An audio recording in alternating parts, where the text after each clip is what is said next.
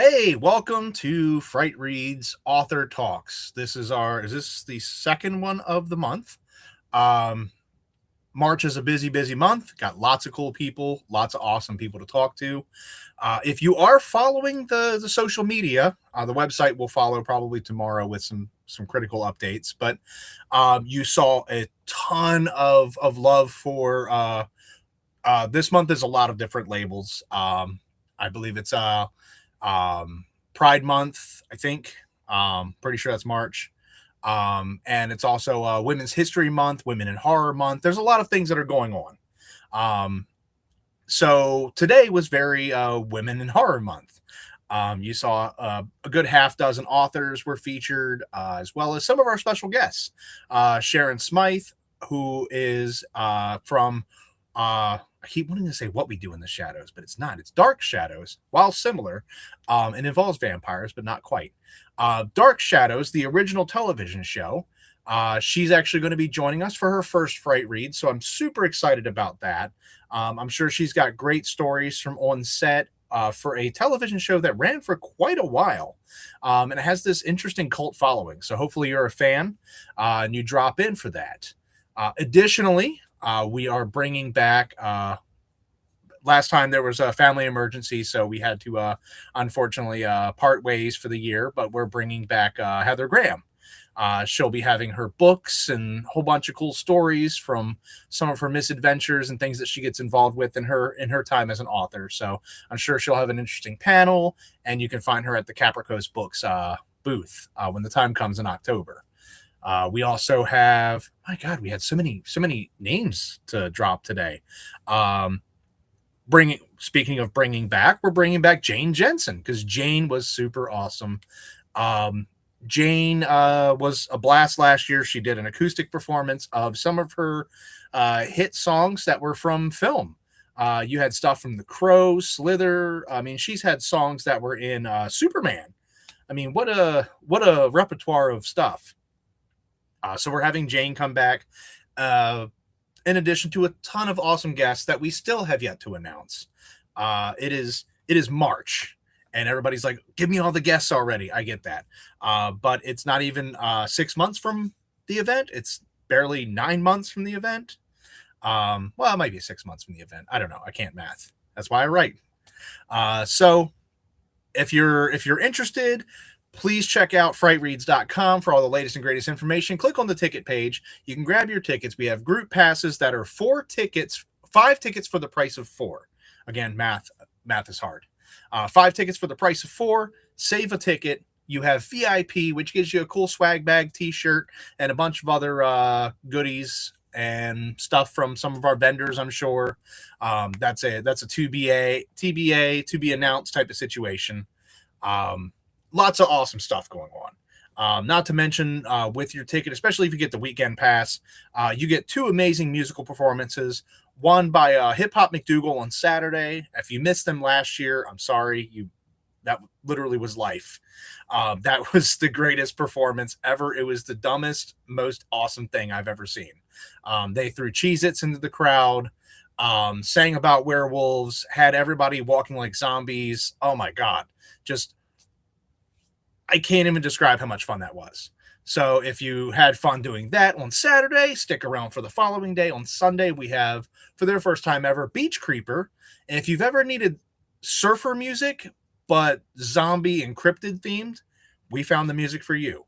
That plus a ton of other stuff that we're going to be putting together on the schedule. Halfway to Halloween has its schedule available also. Go on to frightreads.com. The drop down and Halfway to Halloween, you'll see all the panels and shows. Lots of really cool stuff going on. You don't want to miss it. So in addition to all the updates today, you saw the update for the DeLorean. So I have with us the owner of said DeLorean, the author of tons of amazing books. The Get Haunted series as a whole is, I think it's going to be soon, 3 books deep, in addition to several nonfiction, speculative fiction, science fiction, just about any word you can add to fiction. We're going to welcome today author BRIAN Paone. The thing. There we go. All right. I was like, if the thing wants to bring him in. So what's up? Living the dream. Yeah, yeah, I'm living a nightmare, but that's how I like it. Uh, Okay. chaos. So announced today was the infamous DeLorean that I remember it was parked out front when we were at Benfield, and you were like, "Can I just park it out there? It's not part of the event, but it can be." Yep. And I was like, "Yeah, I don't care if you find a parking spot, do what you want. Nobody's Yeah. stopping you if that's how you want to live your life." Yeah. Um, Having it parked up front is how I got Brian Halloran in it. yeah, you got From Clark. O'Halloran in it, Yeah. But but you have a thing of getting all kinds of people to sit in there. yeah, But so it was that just funny. He happened to was work like, out. when he realized, because I was backstage or whatever with you, Yeah, with and him, and when he put two and two together that that was my car out there, he was like, oh, it was, he yeah, was like, oh, I'd love to go see it. And then next thing I know, I got him sitting in it for a photo. So that was fun. yeah. He's awesome. Yep, Hands down. one of my favorite celebrities that I run into Yeah, at the con circuit. So and I've had the unfortunate circumstance to have him here, and I am literally everywhere else. yeah, yeah, I've backed the wrong horse on most occasions and been at a different event, and you're like, "Hey, O'Halloran says hi," and I'm like, yeah, I bet he does." hmm. I'm over here, not near there. Yeah, But yeah. he was hands down. I mean, we've had some amazing guests here and there every year, but I think for me it was somebody that I absolutely grew up with. Mhm. Like by definition, like there's a lot of people. Yeah, I've seen people's movies throughout the years, and we've had some cool people, but there's nobody that's been there with you since. I mean, when did Clerks come out? Like 94, 95, something Yeah, like that. I was in high school when it came out, and I Yeah, graduated in like '94. So I think, yeah, yeah, but they're your people. right, They're in your demographic. yes, They're your peers. You grew up with them in the same vein. Like right, you've seen Clerks 1, 2, 3, Mallrats, the whole gang. yep. I saw Yeah, Mallrats in the theater opening night because I yeah. didn't see Clerks in the theater because there wasn't a buzz about it amongst like my friend group until it had come out on VHS. So my introduction to Clerks was a VHS, like one night at somebody's house we rented Sure. it. But Mallrats was the next Kevin Smith movie that came out in the theater that I was, and we all went opening night to see that. So I think for me, Clerks was over my head at the time, Hmm. but I got into Dogma. Oh yeah, I saw Dogma in the theater too. Dogma Yeah, was my pace at that time. yeah. I mean, I was watching stuff like Super Troopers. I mean, American Pie. I needed lowbrow poop humor, stoner comedies. Was That's Chasing Amy Chasing before Amy or was after around that Dogma? time. Yeah. I think it was before. Yeah, well, it was before Jay and Silent Bob Yeah. because they Right. reference it because he's Right. like, yeah, you like that Chasing Amy would ever work out. You know, Yeah. they reference Chasing Amy being a thing. So I know that happened after, but I think Jay and Silent Bob got us. I think Dogma was, yeah, it had to have been Dogma, then Chasing Amy, then maybe Jay and Silent Bob got their spinoff. Yeah. Jay and Silent Bob was 2001, and the only reason why I know that is because I saw it in the theater opening weekend with the singer of God Lives Underwater, and he was staying at my house, and he stayed at my house. He stayed with me in 2001, so that's how I know, like, I can put that there because so Now I it's bothering me. So Clerks was 94, mhm. Dogma was 99, Okay, Chasing Amy was 97. so it's Damn, that was before. good. I was like, it's Chasing Amy, Dogma, then Jay and Silent Bob get their spinoff. That, and I was just doing it based on what made sense. Yeah, So yeah, what a time to be alive for yeah, films. yeah, but Um, yeah, and I did the anniversary showing of Jay and Silent Bob Strike Back with Jay and Silent Bob themselves, Kevin Smith and Jason Mewes. mhm. So like being in that world, having Brian O'Halloran, regardless of circumstances, hows and whys, and shut up and take my money situation, throw money at the problems, whatever it is. If I had him kidnapped by like SEAL Team 6 or something and brought to me to like hang out with and just say the line, and he, I'm not even supposed to be here today. Do it again. However it came about, like that, I think that had to have been like, and dude, I hang out with people from Ghostbusters. That should be my jam. Right. But I think Clerks is so grounded as a story that these people are real. Mhm. Like, these are real humans. This isn't I a every caricature or over exaggeration. person in the first Clerks represented somebody I went to high school with. Mhm. I could rename everybody in that and be like, I know who that is. I know who that Mhm. is. I know who that is. I think that's why it resonated, with Yeah. people our age, because we had friends that were all like those personalities. And if it wasn't your friends as the coworkers or the two stoners out front selling weed or Mhm. whatever role they filled, God forbid you worked retail Oh yeah, and you were just like, I know that guy, I yeah, know that guy, that yeah, egg guy, yeah. definitely know that guy. Uh, yeah, it was just such a slice of time. But speaking of time, um, Segue. you, Segway, well, more of a DeLorean, not a Segway, different brand. Oh, Um, oh, oh, I need a and button this, podcast is for a rim over. shot. And thank you all for tuning in. Ending on a high note. So you brought bringing us back. So you Yeah, had the DeLorean outside. We finally get this fairgrounds, and my whole thing. I think any motivation for me to move was how can I get? I had two priorities: the Ecto One and the DeLorean. The two of them needed to be inside of the building. right. Beyond that, I don't care what the rest of the building looks like. We'll build around it. Um, but I need to be able to drive in these two cars and display them appropriately in some Well, way, shape.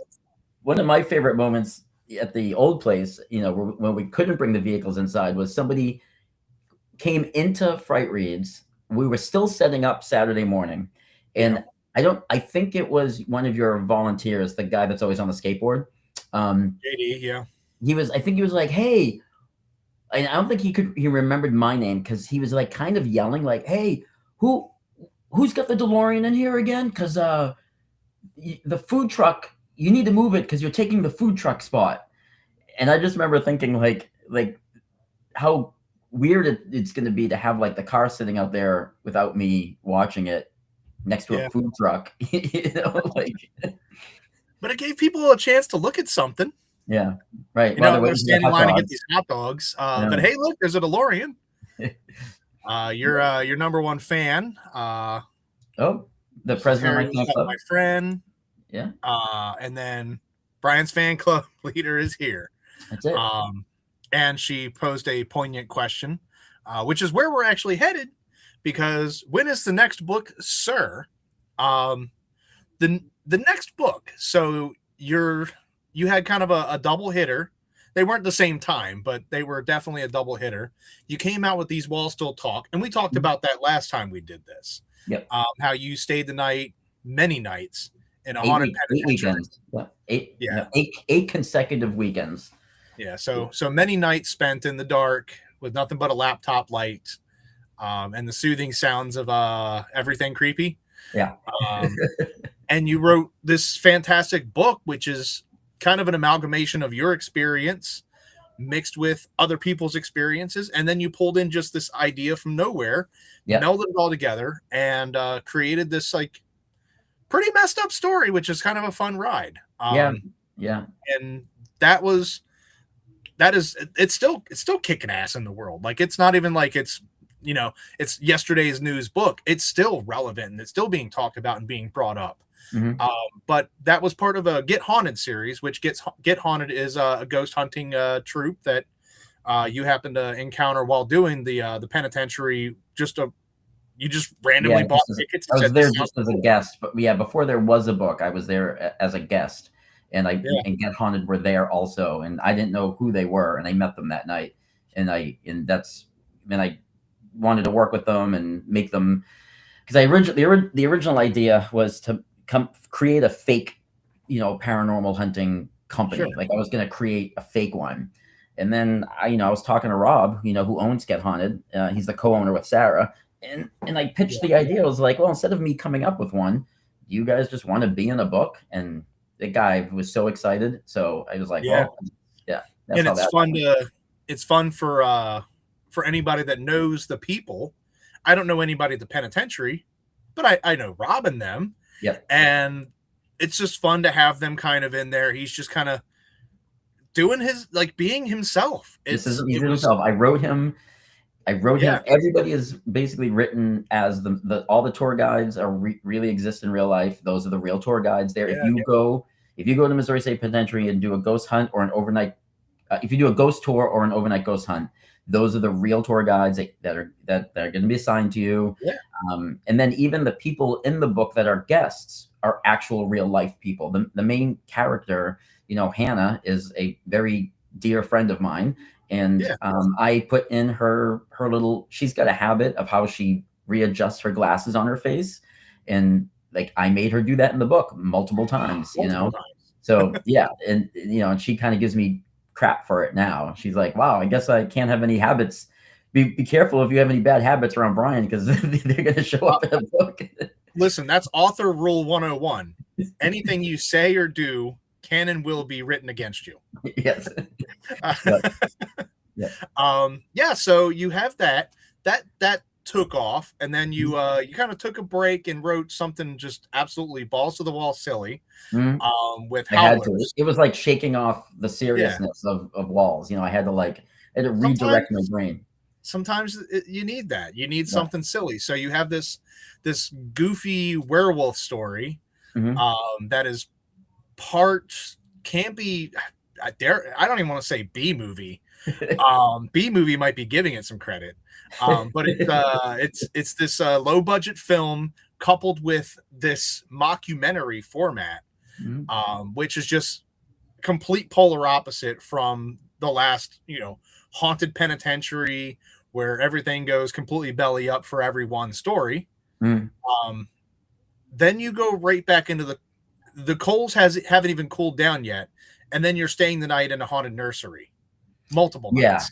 I did a total of 16 plus 4 is 20. I did 20 days overall at the Ditto House, which is Kentucky's most haunted inn, to write the second Get Haunted Tale series. And the Ditto House comes with its completely different set of haunts than the penitentiary does. Like, different things happen there. It's not the same, it's not.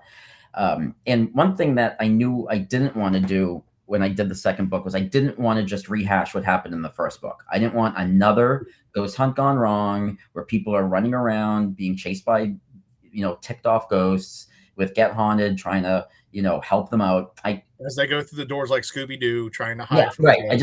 Exactly. I said I wasn't going to write another book if all I was doing was recycling the first book.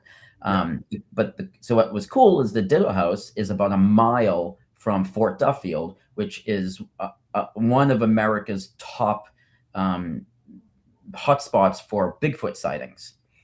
And so I was like, here we have one of Kentucky's considered Kentucky's most haunted house, a mile from this place that people see Bigfoot. There's all these Bigfoot sightings come out of here. So I was like, there's my twist. Like, there's what's going to make this different. Now we're throwing Sasquatch in. So it is a paranormal horror movie with Bigfoot. And I love the premise, because you have all of these elements. Like you have that the trifecta event that they're doing, where it's squatching, ghost hunting, and UFO watching. Yes. I went to that. I went to that as a guest to observe, to take notes. I went to that event as research before I wrote this book, and they called the trifecta because they split it up into 3 sessions. One is ghost, right? Exactly what you said. We hunt ghosts for 2 hours. We go squatching, which I didn't even realize was a verb until I went that night. That's the official word. Yeah, it is. So yeah, it's funny, right? So and then the night ended with like UFO hunting, that West Point, Kentucky, where the Ditto House and Fort Duffield is kind of considered like the Bermuda Triangle of that region. Sure. There's this weird something is going on in that city. So there's UFO sightings a lot. There's Bigfoot sightings. Almost every house in West Point has a ghost in it. So it's like the perfect place to do something like the trifecta. And that was interesting. I knew while the alien hunting or alien, I don't know, stargazing part of it was fun and it was cool. I'd never done anything like that before. Yeah.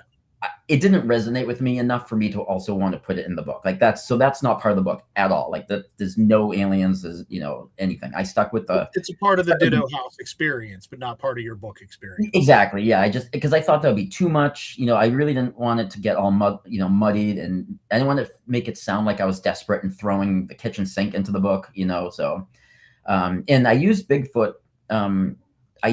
Anybody who's watching this and thinks, I don't know how a ghost Bigfoot novel is going to work. The ghosts in the Ditto House are still the main characters. It's still at its heart a paranormal horror novel. The Bigfoot come into it very specifically for a very specific reason. It's not like the Bigfoot aren't. It's not like Harry and the Hendersons meets Poltergeist, right? They're not like two main storylines crammed together. The Bigfoot's kind of complement. That's actually a good tagline. You could say Harry and Henderson meets Poltergeist. This is not Harry and the Hendersons meets Poltergeist. Yeah. Yeah. But it sounds like a good premise. It's not so much that it's hard to not redo the exact same thing again, because you are dealing with Get Haunted again. Right. You're dealing with similar cast of characters, not quite the same people, but similar cast of characters. Right. I know this question's probably been asked of you, but are you ever going to be boots on ground in one of your stories? Is it going to be from your perspective, or are you just telling the story and it's Rob and the gang that are probably cursed at this point? Because by book 6, the sixth ghost hunt gone wrong, I think it's a Rob problem. Yeah, we can blame him. I know. But yeah, like after so long, like, do you write yourself in?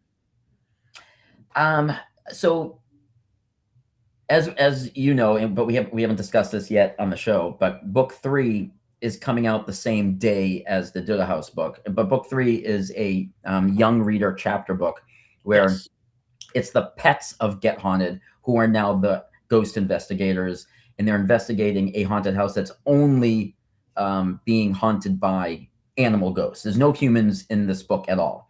So that's technically the 3rd book. If there's going to be a 4th book, which would be the 3rd book where I stay inside of a haunted location, I've already been invited by the owner to stay at the Melbourne Manor in Iowa and write the 3rd book. I already have the plot line worked out for that in my head 100%. I wouldn't need to do any like prep work before I go. I could show up on day 1, open my laptop, and I've already worked it out. That book does not have any place for me to be in it. So if I were to, it would be the book after that one, right? So now we're at book 5 in the series at that point. So I don't know, because I don't have a location. Out of steam when you're like, all right, I've done 6 of these. I think in 7, I gotta get God at the end. I don't know. I'm done. I gotta find a way out, and killing me in the book is the best way to get out of this. Yeah. I love trilogies, even though the Get Haunted tales are what's called interconnected standalones. They're not, you can read them completely out of order, and they don't even reference. They don't reference the other books at all. It's like Nancy Drew or something. Like it's the Mystery a Day type of thing. Yeah. It's like each one is like a Scooby-Doo episode, exactly. Right? Yeah. It's who's under this mask today. Yeah, right.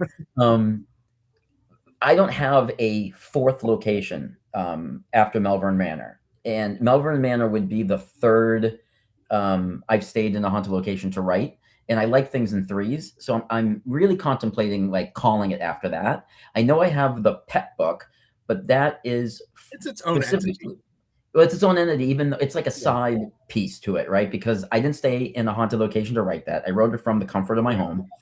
There's no humans in it. It's the pets of the people in Get Haunted, but... and I completely made up the place that they go and explore, like it's a fake place. So even though it's part of the universe, it's not. I don't consider it, you know, one of the main novels. So after Melbourne Manor, I would truly have to sit back and decide: do I want to go further than a nice, neat package of three tales? You know.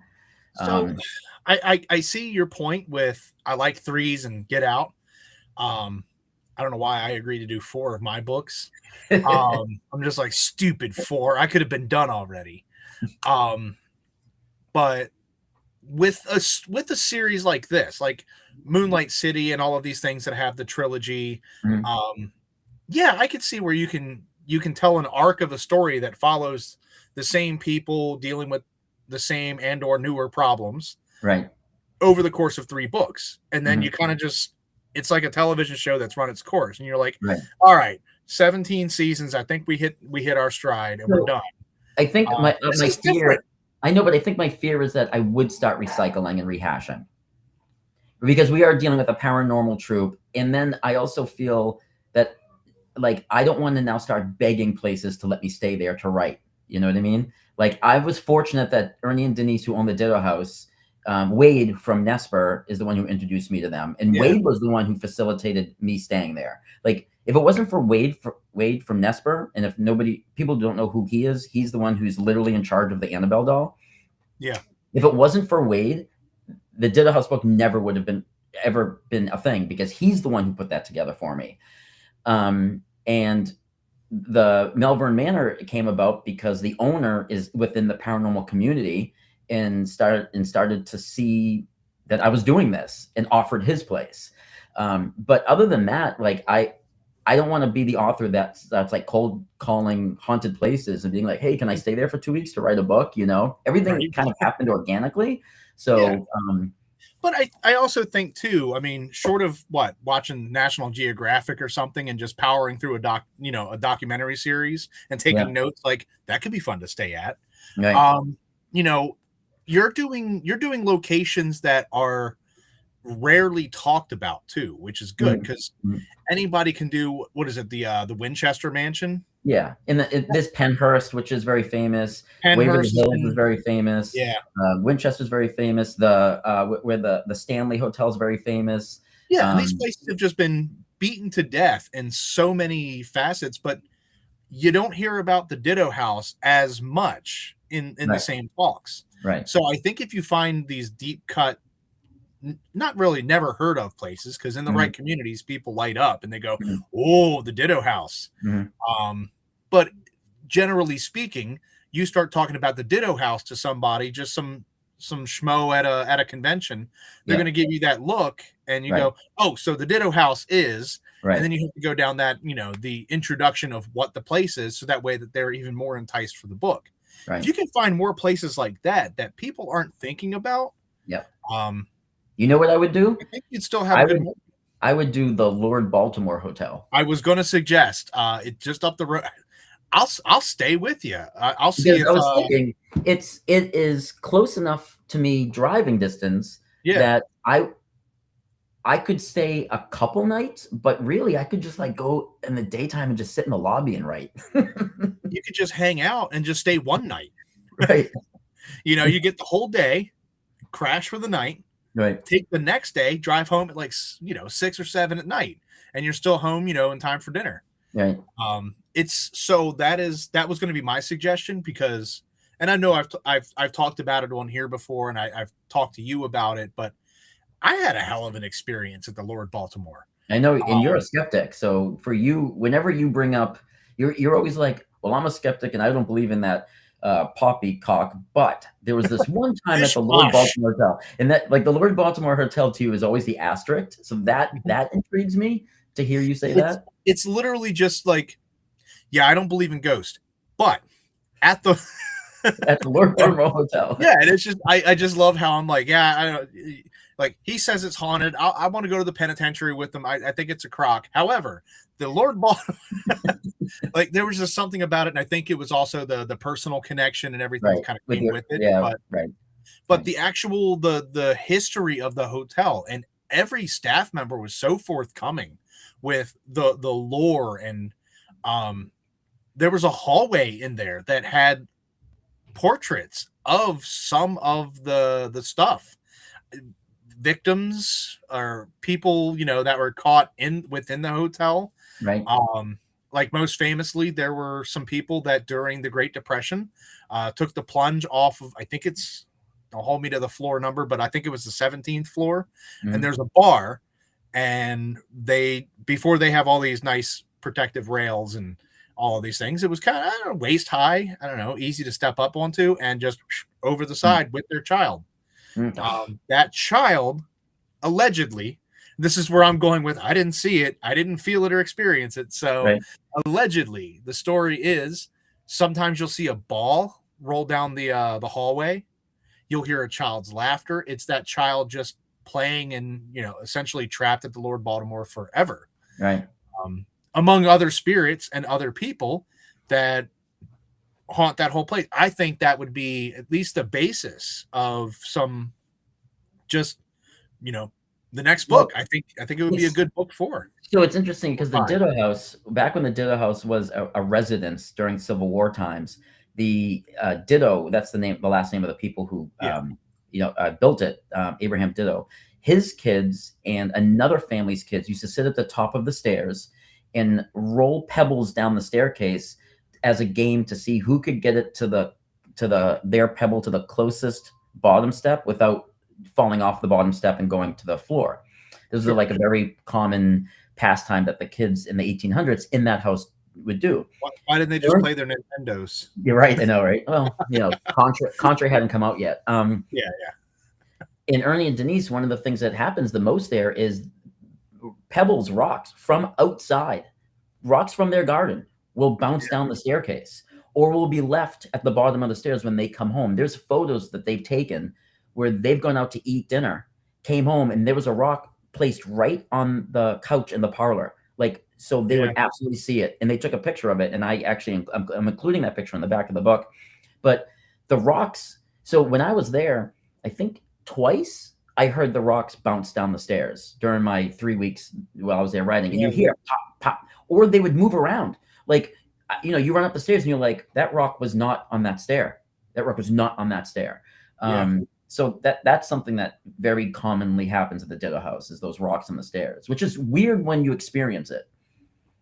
It's one of those things where you were texting us the whole time, like, guys, I don't know if I'm going to have to go stay at a Holiday Inn down the road. I'm not going to make it. So anyway, I heard giggling and I think I'm going to pack my stuff. I heard giggling twice. Yeah. It's funny because, we talked about Hannah, who's the main character in These Walls Still Talk. She's a real person. And she came to the Ditto House while I was there writing. She stayed for a weekend to hang out with me. And she heard the giggling children one night with me. The first time I heard it, I was with her. And it's weird when you hear it because there's no children in that. It's so weird when you hear it because you're like, on the building. You're like, what? And it's coming right outside the nursery, the kids' room. And you're just like, what is going on? Yeah. But it's stuff like that and all these experiences that I've never really had. Like, a lot of it is just in my own head because I've told you about I went with two or three of my friends and we went to this burned down all girls school. Yeah, that's like, I think it was. I don't know where it was. I didn't drive at the time. I just kind of got in the back seat. You've told the story. I love it. Yeah. And they locked this door, and it's just pitch black inside. And they were giggling because I had freaked out, and they were like, "Oh, you thought there was a ghost in there?" Like, no, there could have been a homeless guy with a knife. There could have been a raccoon. Literally anything in there. I didn't even get to scope the room. This is like pre-cell phone era, before I could just be like, "All right, whatever, guys, fun story." I don't know what was in that room. And I don't know, they open the door and you still look around and I'm not looking at a spooky shadow man or something. I'm just like, there literally could be a wild animal in here, a snake, something could have been. It could have been a bear. I don't know, man. It was Western Maryland. So hard to say. Bear, pig could have been in there. Literally anything. So yeah, I've just never had that kind of just hearing children giggle and the pebbles and stuff like that. I'm like, okay, but if you start hearing kids giggling and you're literally in the middle of nowhere and it's just here's the Ditto House, there's nothing, and it's So just me and two the other grown adults. the Ditto House is on a dead end street at the end. Yeah. Behind it is the Ohio River. Mhm. In front of it is half of the neighborhood has empty houses, aren't people living in it. There's Yeah. no traffic, right? There's nowhere for and it came from the hallway. Like it was Yeah, right yeah. there, you know. So I'm saying you're not overhearing this from even outside. Like No. there's There's it's no one of those things restaurants, where there's no bars, there's no stores, there's nothing around, you know, and and that would get me. That's what would break me. I'd just be like, nope, nope. Like how you went down into the like the what was dungeon. it, the dungeon, yeah, when it's like just jet black. At least you know that there weren't any wild animals or raccoons in there allegedly. We have a bat, Barney the bat. There's a bat. Yeah, There was a Barney bat. was for 8 weeks. Barney was my my best friend down in there. But yeah, like I don't know, just something about that. I've had situations where I've been in. Actually, you just edited my spooky tales. The attic situation, like I'm even like I don't know what I saw. Maybe I was asleep. I don't know. Hard to say. But I didn't stay up there anymore. Right. That was a one and done, and not just because of that reason, but let's just agree to disagree that I don't need to be in the attic anymore. Yeah, but I don't think the stories could get played out because it's not so much. I mean, again, referencing Scooby-Doo because that's the villain in episode. How many times?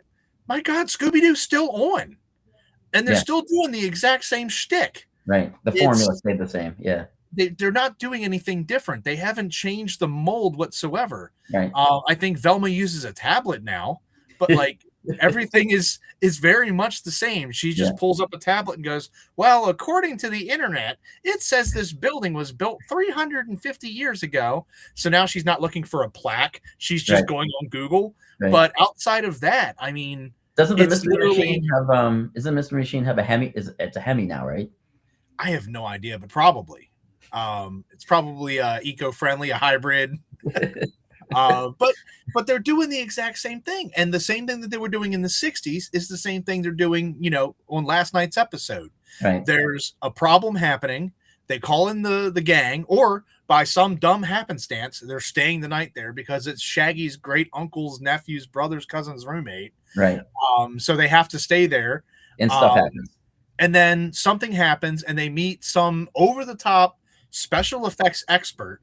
And then it turns out in the last few minutes they go, who really was this? The curator.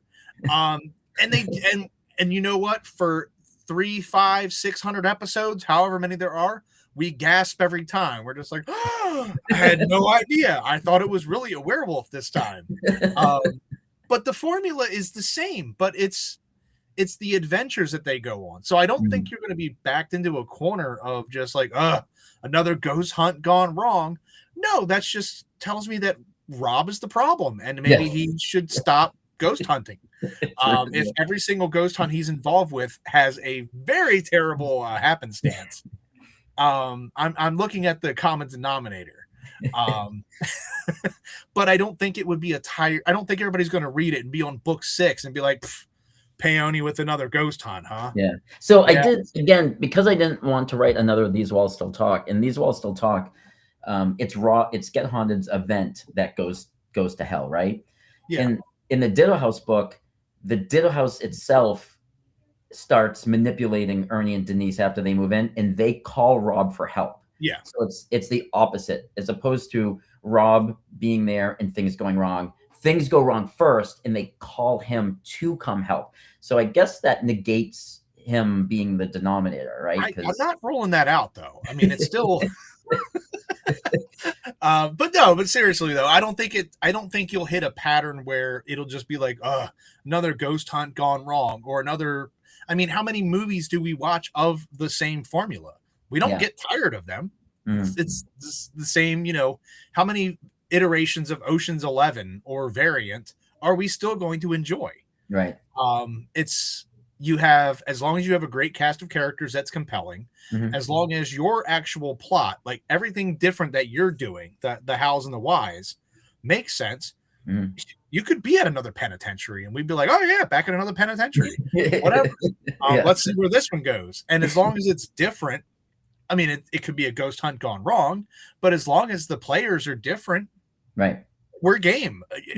Who wouldn't be down for the ride? I know Darcy would already have a pre-ordered copy, but but the thing though, so I keep a I keep a Microsoft Word document of all the ideas I have for novels, right? And the thing is I have somewhere between 8 to 10 mini outlines for books that I would like to write, in the next, 10 to 12 years. Yeah. So the other thing too is I don't want to just be stuck doing Get Haunted Tale stuff, right? So I definitely, like, after These Walls Still Talk, I did Howlers. Yeah. And it's your number one hit. It's everyone should know about this book. Yeah, I mean, but we talked about, so I had to take a break before I did Ditto House. So I did Howlers. And I did that with you, so and we can talk about that, but I definitely needed to do something in between. But I did the Ditto House, and then immediately after I did the Get Haunted Pet book. I call it the pet book. That's I lovingly nickname it. Yeah. So I did do those back to back, and now, I'm writing my very first Christmas story, right? And I definitely need to put something in between these, staying in haunted place books. I can't just do like 6 in a row and nothing in between, because I'll just go crazy. Well, it's the same thing with me with Nightmares Unbound. As much as I would love to bang out book 1, 2, and 3, because the plot is there. I know the premise and what I want to do. I feel like I need something in the middle. Yeah. It's kind of the same way. I want to create new characters and go a different direction, and then come back fresh for the new idea. It's slightly different, but same concept.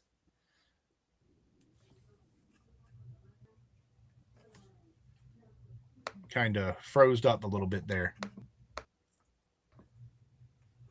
Oh, well, that's not good. Is that your internet's? Not me. Yeah, I'm checking my internet connection. Oh, you're frozen. Okay. Yeah. I don't know. My internet says it's fine, so don't know. We'll get it going.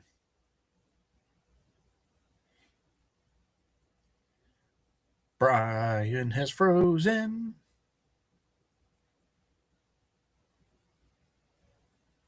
Well, this has been fun. If I am unfrozen for everybody viewing, definitely check out Brian's books, just in case this goes very, very bad. Working? Yeah? I don't know. You're up and running, so that's a start. Yeah? Okay. Is it any better? Yeah. You were literally just like for a while, so it's getting grainy. It's trying its best. Yeah. But I think at least for you, I think the Lord Baltimore should be on the horizons if you continue. There's a lot of really cool places that you could keep that train rolling without feeling like you're beating the dead horse. And he has froze again. Oh, let's see. I don't think it's me. I'm going to see. Let's see. Trying again. Yeah. Yeah, it's you. It's not me. You were. I know you were, but yeah, you keep freezing too. I think it is me. It's telling me that I need to reboot for important updates. So, yeah, I don't know if you just want to. We just want to like have our. I know if you want to just like have our outro and not subject. Yeah, say if you want to call him here, looking like a married. New book. New book. But yeah, Yeah. wrap So up our thought. I don't think that having additional Get Haunted books is such a bad thing. If you think of it in the sense of, you know, the villain a week type of idea. Honestly, I don't think it'll be a tired idea. If you can find compelling locations, create great characters, and a different story, you know, Ghost might kill everybody at the end anyway, but, you know, it is what it is. Right.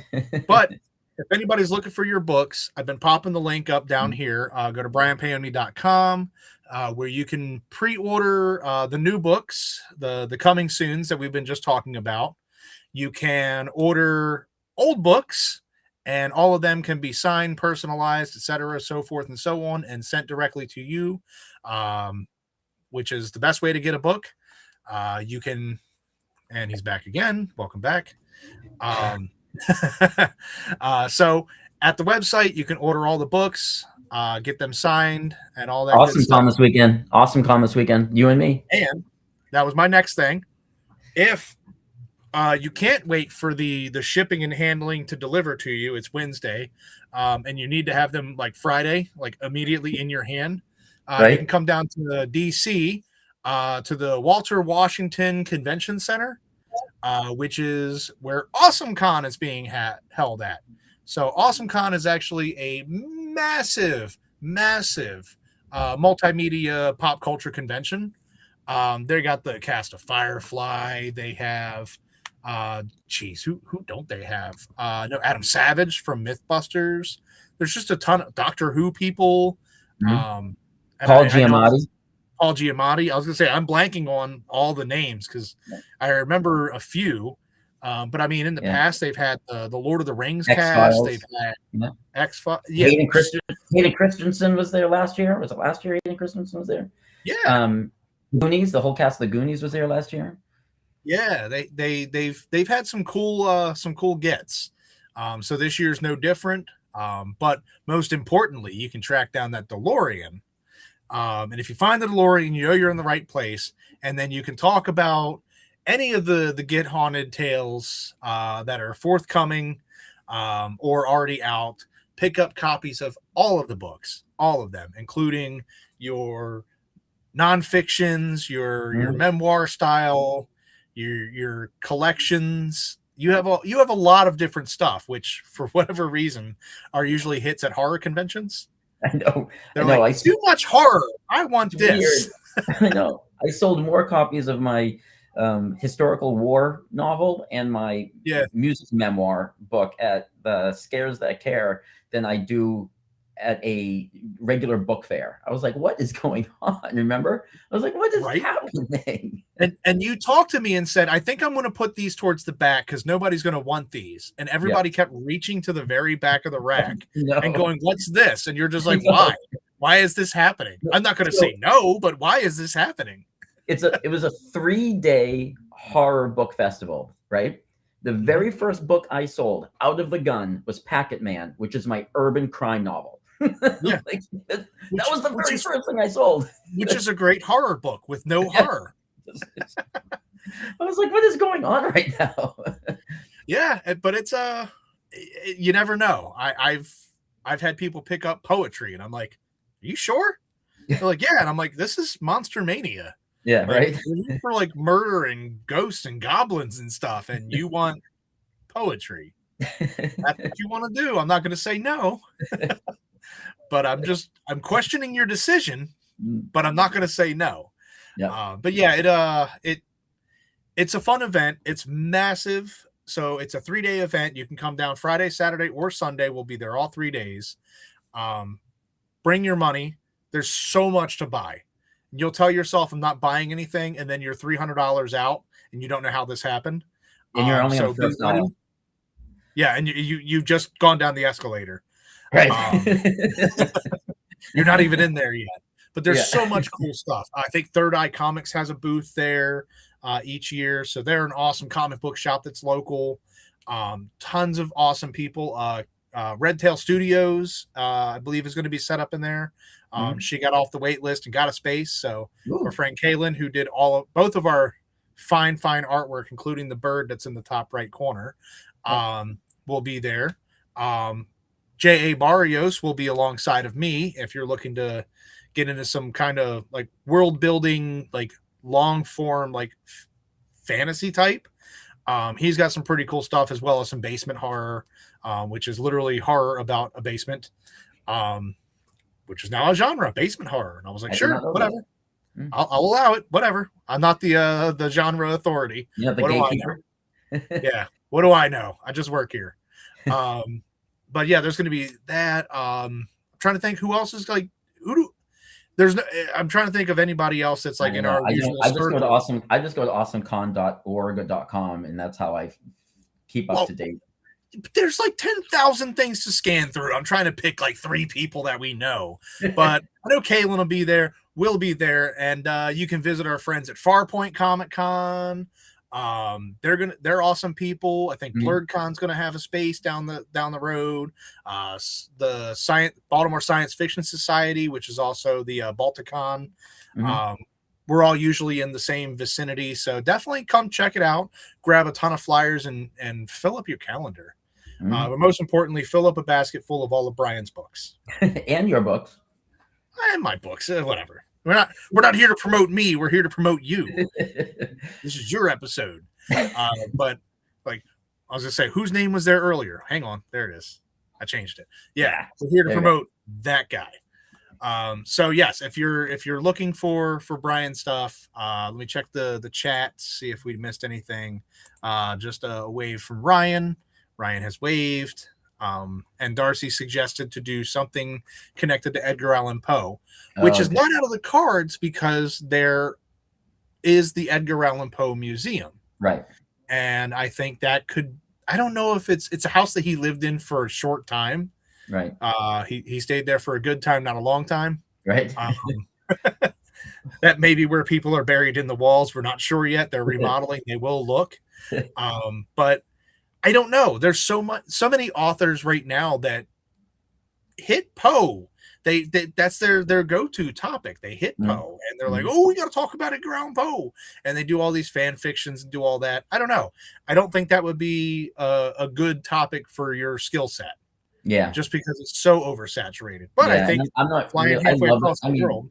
I love Edgar Allan Poe, and he was a big influence on me at a young age to want to write macabre and grotesque things, but I'm not really drawn to write an Edgar Allan Poe like fan fiction or something where he's involved in it or anything like that. Yeah, and that's kind of how I feel too. I would like to write something maybe in the style, right? But not that doesn't involve him. Yeah, not like like The Raven, that movie that came out a handful of years ago. Just gonna say The Raven. It was good though. It was good. Yeah. Right. But, I don't want to write some kind of fan fiction of like the what if he was helping the police solve murders that were based off of his stories. Right. Also, how many times has that trope been done? Right. And now you're adding it to be Edgar Allan Poe. So now it's just kind of like, still fun movie. I would say John Cusack did a great job, but that's not what I want to write either. But I would love to write something that's just as rhythmic and poetic as The Raven. Oh my God. Just the I don't know how much cocaine and bourbon we have to have, but The Telltale Heart is probably my favorite. I was very impressed with how he's able to convey like that anxiety in such a short amount of time.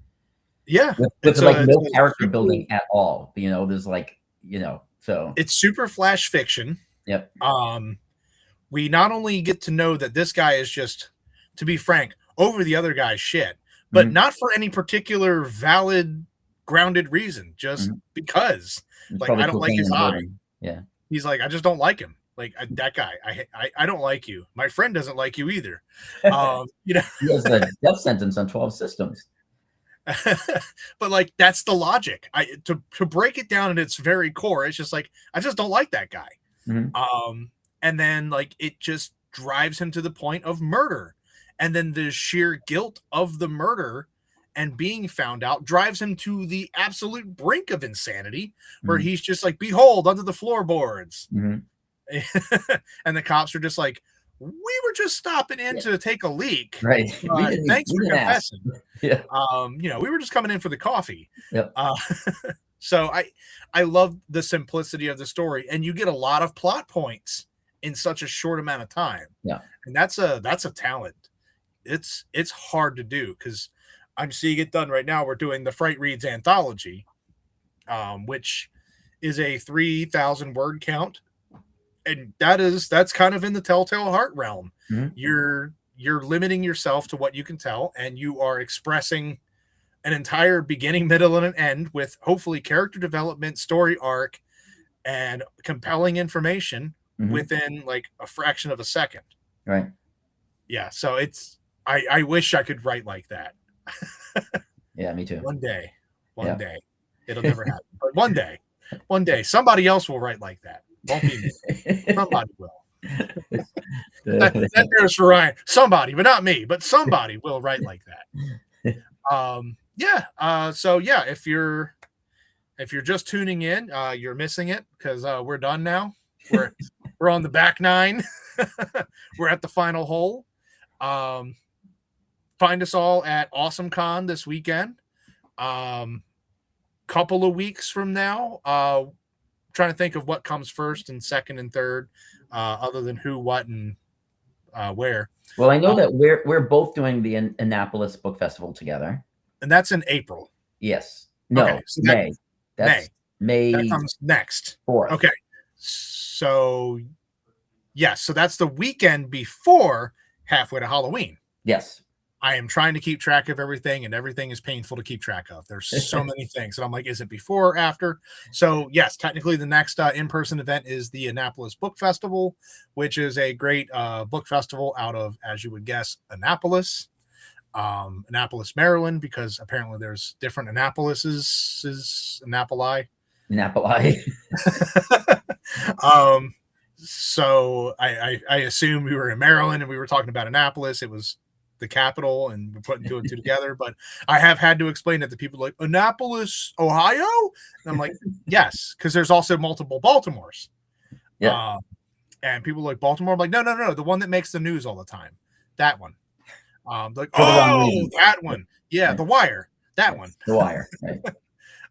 But yeah, we'll be doing the Annapolis Book Festival, and then the following weekend we'll be beat to death as we step into halfway to Halloween at Marley Station Mall. Mm-hmm. And then I think we have other things, and then we have more things. Lots of things. You're doing more things. Yeah. So like I'll be at Missouri State. For anybody who would like to go to Missouri State Penitentiary, we are doing a These Walls Still Talk event in September. I think it's September 13th or 14th. It's a Saturday night. You can go on my website, brianpaone.com, and click events, and it's listed. But I am flying out there, and tickets for that are going to go on sale soon. And it's not a book release party because we've already done that. But this is like a kind of like a revisit where I get to go and show people the different parts of the penitentiary that I wrote, different parts where scenes took place, and it's going to be the entire tour crew is going to be there, so you get to meet, if you've read the book, you'll meet Jenny and Lisa and Reese and Dano and everybody who's in the book, and Sheila, and then I'll be there, so I'll be flying in for that. So if anybody who's watching this who has read These Walls Still Talk or read it soon and are like, oh crap, I really want to go to this place. In September, I am hosting a These Walls Still Talk special event at Missouri State Penitentiary. And it sounds so awesome too, because I know the time that you did go with the book release, that was, it was a sold out, packed event. It was standing room only, as the saying goes. And everybody got to not only see the locations you wrote about for a book they hadn't had yet. Right. Something like I think they speed read it sitting there while you were like introducing yourself. So what was funny is that the audiobook came out the weekend before on purpose, sort of, kind of. So a lot of people had listened to it. Understood what they were looking at. Right. But the majority of people bought the book that night because it was the book release party. What's going to be cool about this event is I'm hoping people come now who have had the book and and are like, oh, I really want to see cell 6 because I remember what happens in there. Like I want to know what, so I think this will be a different experience because it's going to be, the book is out, so it's going to be talking to people who know exactly what I'm talking about. Yeah. Yeah. Well, cell 6, for anybody that hasn't read it, is where the confetti cannons were all It positioned. is. But seriously, it is a great story, and to be able to, not to say put faces to the words, but that's what you get to do with the penitentiary. You get to go, oh, now I see how tight these corridors are, how tight these catwalks really are. Oh yeah, they're super tight.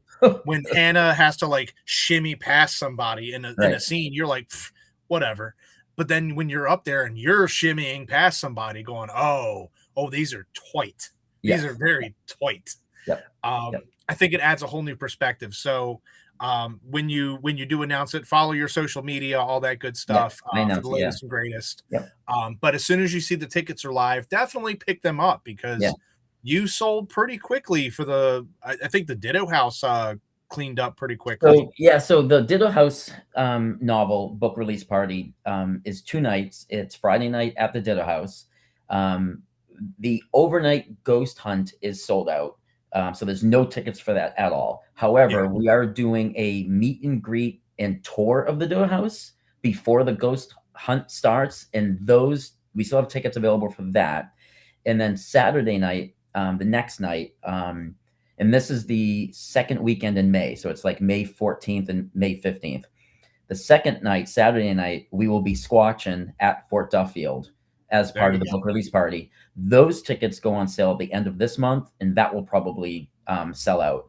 And you can get tickets to the Ditto House tour and meet and greet, and to the squatching at Fort Duffield on my website, BRIANPAONE.com.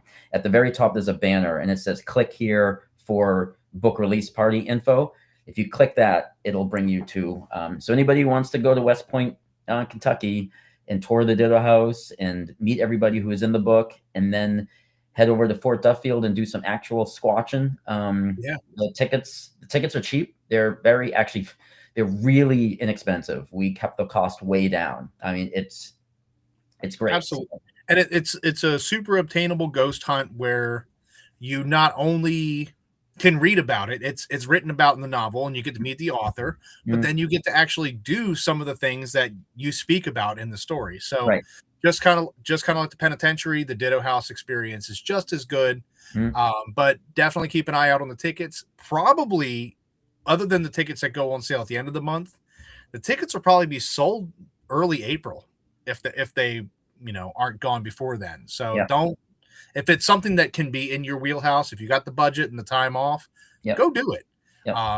You don't want to miss out and be like me where you're like, I should have gone. Yeah, it's going to be fun because all of Get Haunted is going to be there, and everybody who in the book, Ernie and Denise, the owners of the Ditto House, will be heading the tours of the Ditto House, and will be at the Fort Duffield Squatching event.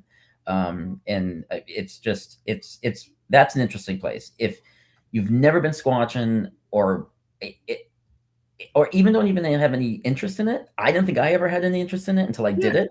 And then when you do it with people who know what they're talking about, it's at the nothing else. You're going to have a good time. It's just entertaining. You might leave a believer. You might leave still a skeptic, but I guarantee you're not going to leave and say that wasn't fun. It's entertaining at a minimum. Exactly. 100%. It's entertaining at a minimum. So one last time, all of the tickets for all of these cool events that we've talked about, the Get Haunted Penitentiary will go live at some point. Keep up on the social media, get your tickets for that.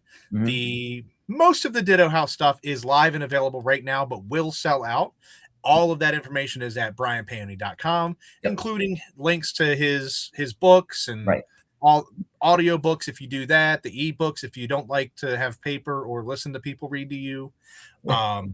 And last but not least, this weekend, Awesome Con. Come out there, bother both of us, ask us a million questions. We love it. And buy all of our books, specifically all of them. There's no wiggle room. There's no middle ground.